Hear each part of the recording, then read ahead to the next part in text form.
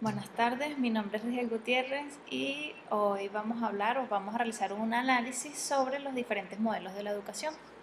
Realmente cada época histórica ha tenido una propuesta educativa para las nuevas generaciones en respuesta a las condiciones y exigencias, lo que es la parte social, económica, política e ideológicas del momento.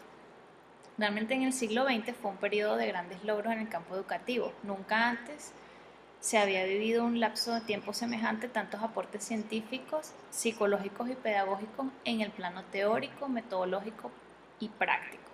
Por ello realmente podemos dividir el aprendizaje en varias formas o enfoques como tal.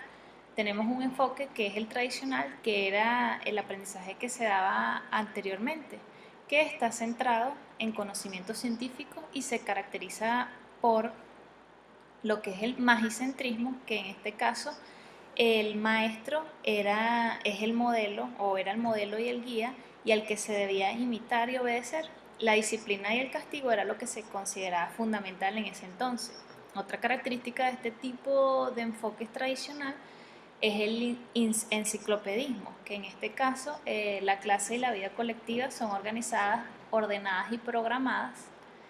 El manual escolar es la expresión de esta organización y orden de programación.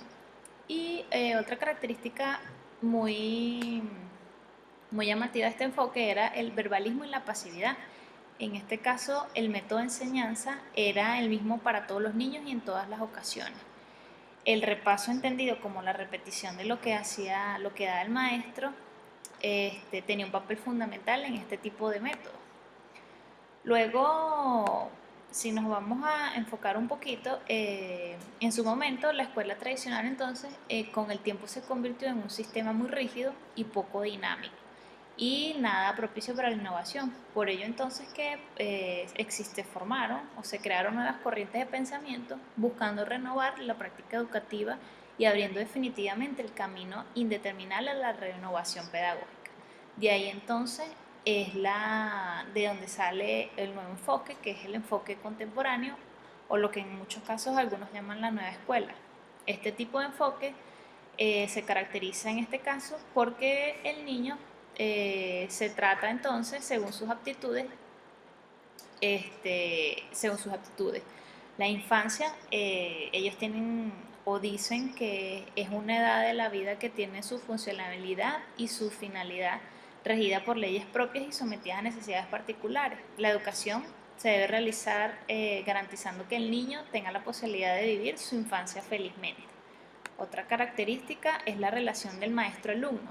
En este caso, a diferencia del modelo tradicional, realmente el maestro es un auxiliar libre y espontáneo para el desarrollo del niño. La autodisciplina es el elemento que se incorpora en esta nueva relación. El maestro cede el poder a los alumnos para colocarlos en una posición, mejor dicho, funcional de autogobierno que les lleve a comprender la necesidad de elaborar y observar reglas.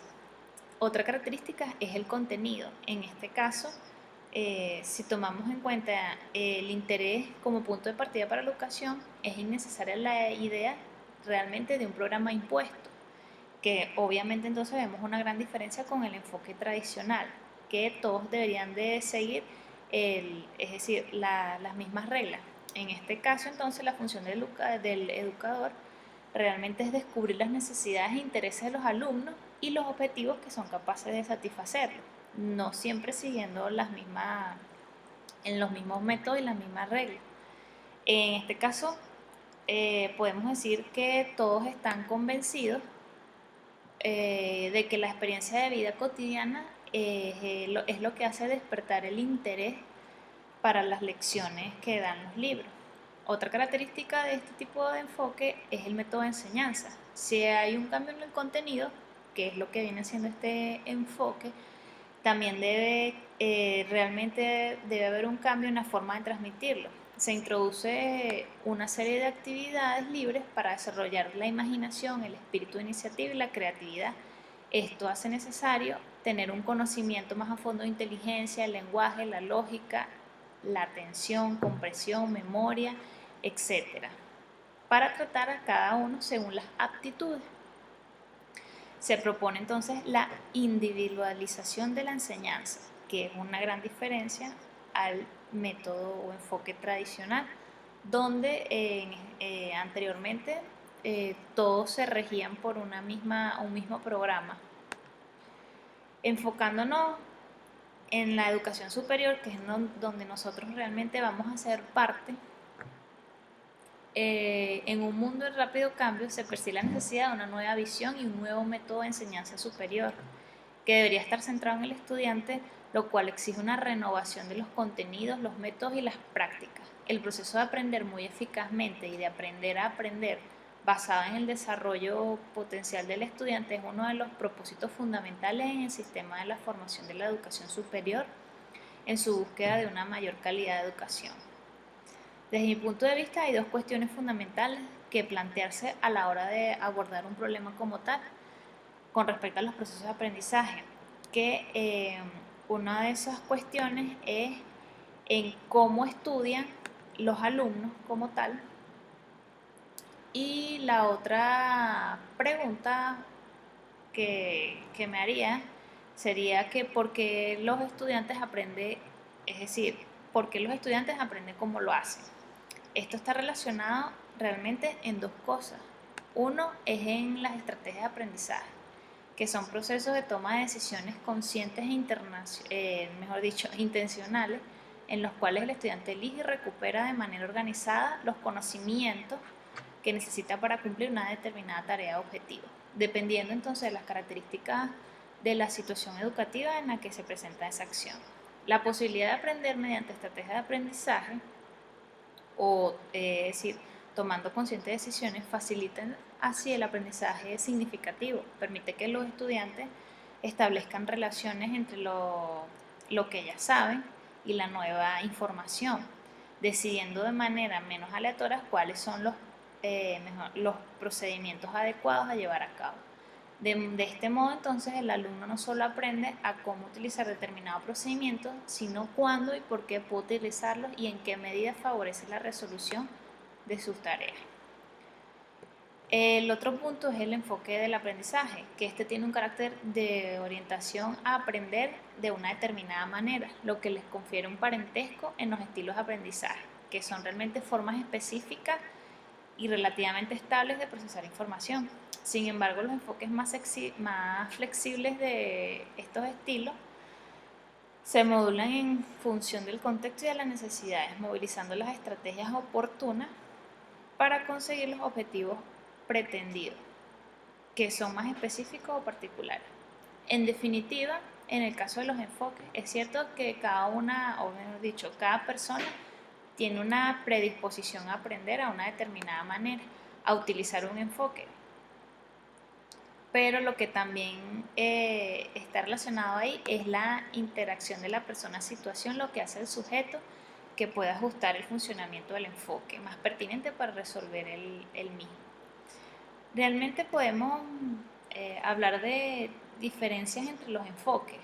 Tenemos enfoques centrados en el contenido, en las habilidades y en los conocimientos. Cuando nos enfocamos, es decir, cuando estamos hablando del enfoque centrado en el contenido, es el método tradicional que anteriormente estaba comentando.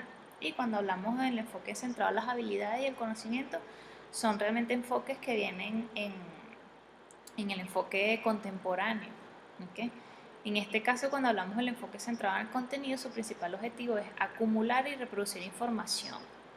Cuando hablamos de un enfoque centrado, el objetivo es desarrollar la habilidad intelectual que permita acceder por sí mismo a las temáticas y aprender a pensar. Y en el centrado en conocimiento es promover un aprendizaje significativo en los alumnos y promover el desarrollo de estrategias cognitivas de exploración. ¿Cuál es el fundamento de cada uno? En el centrado del contenido es el empirismo y en el centrado en las habilidades y el conocimiento es el idealismo. Cuando hablamos del rol de profesor en el enfoque centrado en el contenido, el profesor es el comunicador de saber y diseñar y presentar las situaciones de aprendizaje. En el enfoque de las habilidades, el profesor es el guía y el orientador del aprendizaje. Y en el enfoque de conocimiento es el profesor el mediador entre el conocimiento específico y la comprensión de los alumnos. Y el rol del alumno en cada uno de ellos, cuando hablamos de centrado en el contenido, el alumno es el que recibe y asimila la información. En otro caso, el alumno es el principal protagonista, ejecutor de las actividades propuestas, y en el enfoque de los conocimientos, el alumno revisa, modifica y enriquece sus conocimientos. Realmente, como conclusiones podemos decir que en la actualidad no podemos desperdiciar el tiempo ni la existencia. Por tal motivo, entonces estoy convencida en que si se utiliza el modelo tradicional con el modelo moderno o contemporáneo, se puede generar un detonador importante en el desarrollo educativo. Cada estudiante posee y utiliza las estrategias de manera diferente en la resolución de los problemas dados y evidentemente obtendrá mejores resultados quien utiliza estrategias más adecuadas.